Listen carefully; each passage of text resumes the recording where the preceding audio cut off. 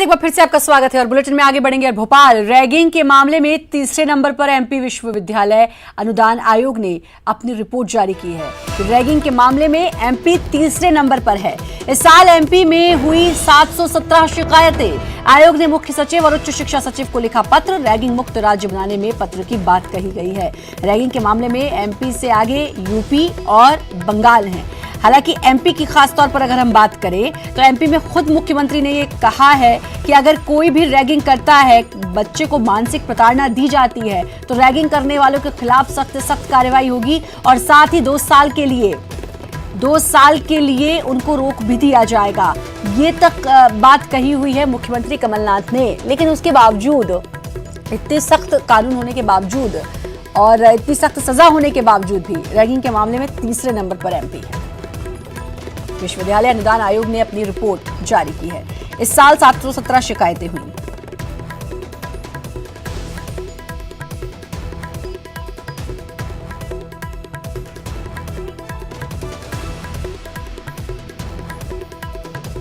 तो रैगिंग के मामले में एमपी तीसरे नंबर पर। एमपी से आगे है यूपी और बंगाल, लेकिन तीसरे नंबर पर 717 कंप्लेंट्स। यानी कि इस तरफ ध्यान देने की बहुत जरूरत है, क्योंकि रैगिंग जो मानसिक प्रताड़ना देती है बच्चों को, और कई बार बच्चे गलत कदम उठाने पर मजबूर हो जाते हैं। इसलिए इस तरफ बहुत ध्यान देने की जरूरत है।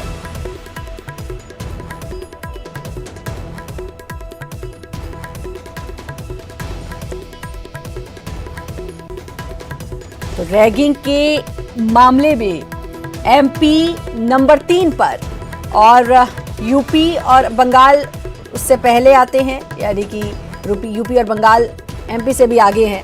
लेकिन एमपी की हम बात करें, जो कि विश्वविद्यालय अनुदान आयोग ने रिपोर्ट में कहा है, 717 शिकायतें इस साल हुई हैं एमपी में, जबकि मुख्यमंत्री ने खुद इस पर बहुत सख्ती लगा रखी है और साफ सख्त सजा की भी बात है कि 2 साल के लिए रोक दिया जाएगा। मतलब अगर किसी की कंप्लेंट होती है और वो दोषी पाया जाता है तो 2 साल के लिए वो आगे जो भी कोर्स, जो भी ग्रेजुएशन, जो कुछ भी स्टडी कर रहे हो, वो 2 साल के लिए पिछड़ सकते हैं। लेकिन उसके बावजूद ये जो कुप्रथा ही है, ये एक तरीके से रैगिंग, इसको लगातार इसको बढ़ावा मिल रहा है और उसका नतीजा देखने को मिलता है 717 शिकायतों के माध्यम से। पूजा हमारी संवाददाता हमारे साथ जुड़ी हुई है। पूजा, एमपी नंबर 3 पर रैगिंग के मामले में, और मुख्यमंत्री ने साफ तौर पर कहा है कि भाई सख्त सजा है, लेकिन उसके बावजूद भी एक कुप्रथा जारी है।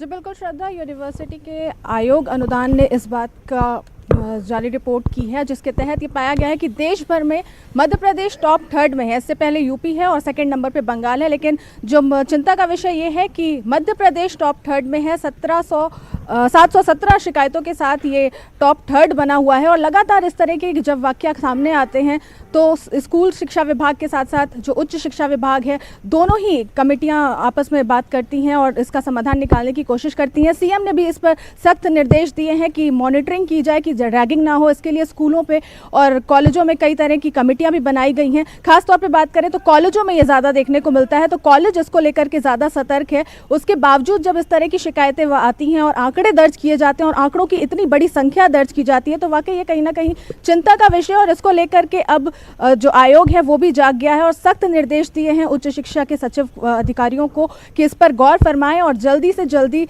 जिस तरीके से भी हो इस रैगिंग की प्रथा को ये कम करें, बंद करें, तभी जाकर के स्टूडेंट्स का भी भला हो पाएगा और राज्य हित में भी ये कहीं ना कहीं देखने को मिलेगा। जी, शुक्रिया आपका पूजा तमाम जानकारी देने के लिए। और शाहजहांपुर में बड़ा बयान, एमपी के जल संसाधन